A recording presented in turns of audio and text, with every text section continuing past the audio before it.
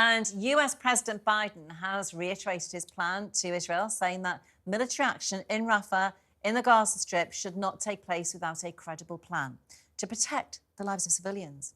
Joining me now is Fleur Hassan-Nahoum, Deputy Mayor of Jerusalem. Thank you, Fleur, and welcome. So, Fleur, can you tell us, what do you think about the comments that President Biden has made, and also our own Foreign Secretary, Lord David Cameron, on Monday? Well, it seems like they don't really understand the reality of the situation that we're in. Yesterday morning, ironically, we rescued the two elderly hostages from Rafah, which is the place that they're saying don't go into. And Israel does have a credible plan. It's already presented its credible plan, and that is moving the population to the north of Rafah, where there are places that can be safe. But you have to understand, and this is something that they don't seem to understand, is that Hamas are doing its maximum to make sure that civilians are in the way. This is the double war crime that they're doing. They're putting civilians in the way. If they actually cared for their civilians, wouldn't they let them go underground in all the hundreds and hundreds of kilometers of tunnels that they have to protect them? This is exactly what Hamas want. We're fighting a very unconventional, brutal, genocidal terrorist group.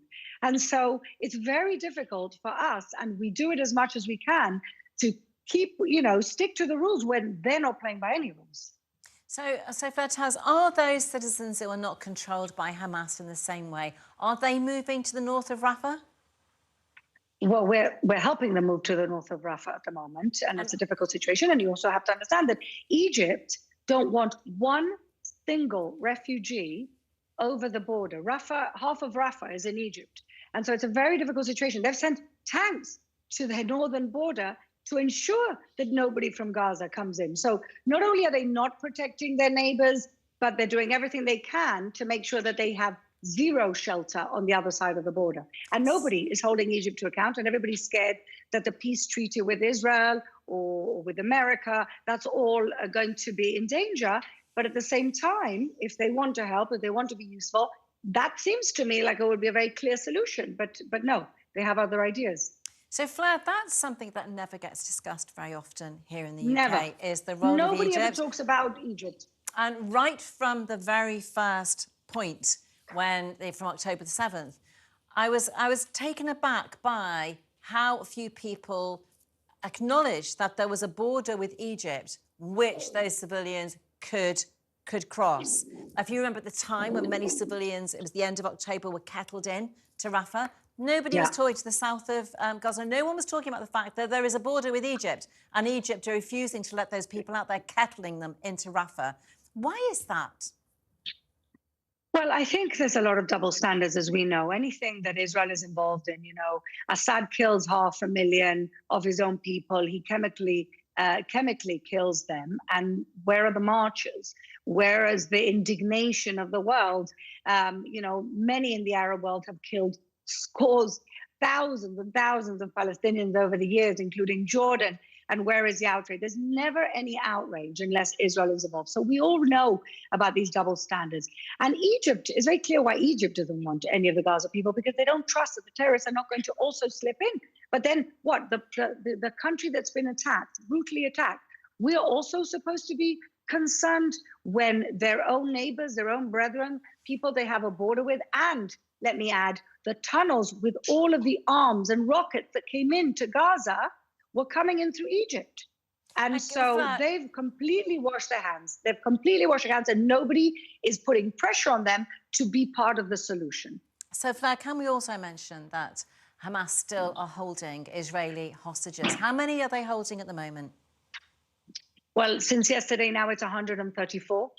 We know that some of them are now, unfortunately, dead. We don't know the exact number. Of course, their families want back their bodies.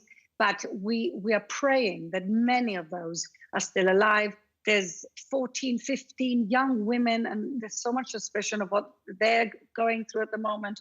I met with two mothers of hostages 2 weeks ago, two mothers, and they're like, our daughters we know have been brutally raped. We're coming on to 19 weeks now, and if they're pregnant, we need to deal with it right now. I mean, these are the conversations, the painstaking conversations that we're having here, and it's just awful. And when people call for ceasefire, including Cameron, well, I say, well, why don't you ask for the release of the hostages and then there'll be a ceasefire? Why isn't that the call of the hour? To bring back the hostages and then the ceasefire will ensue.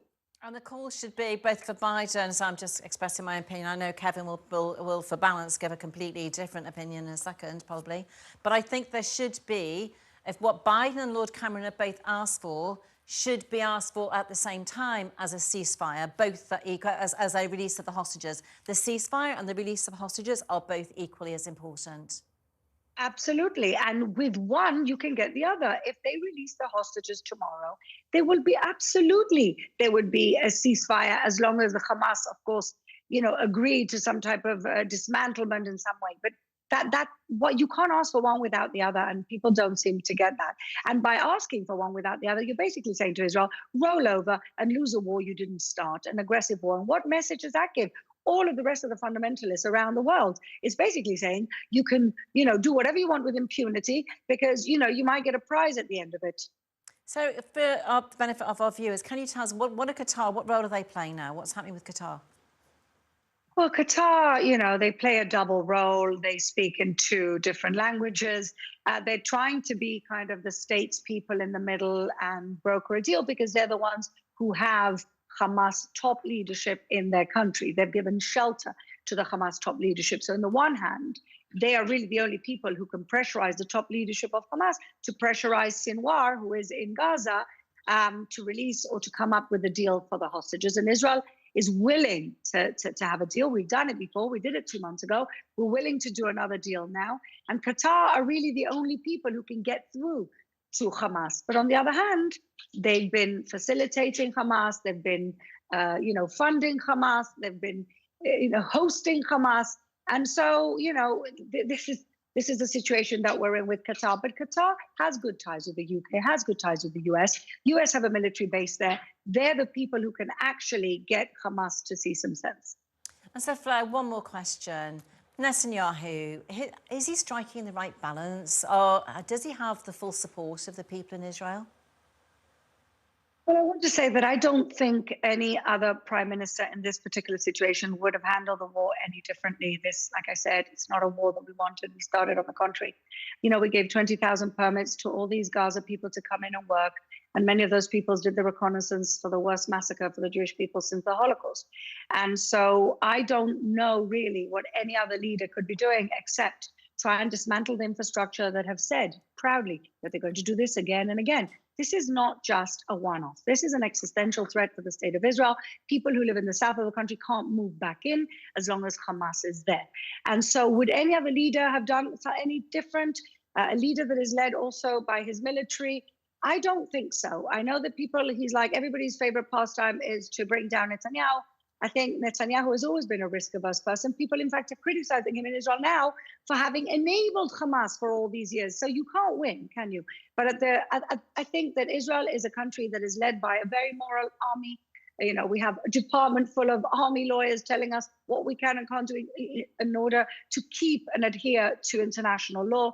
And we're trying to do two things: get our hostages back and dismantle the very clear and present threat that is the genocidal regime of Hamas.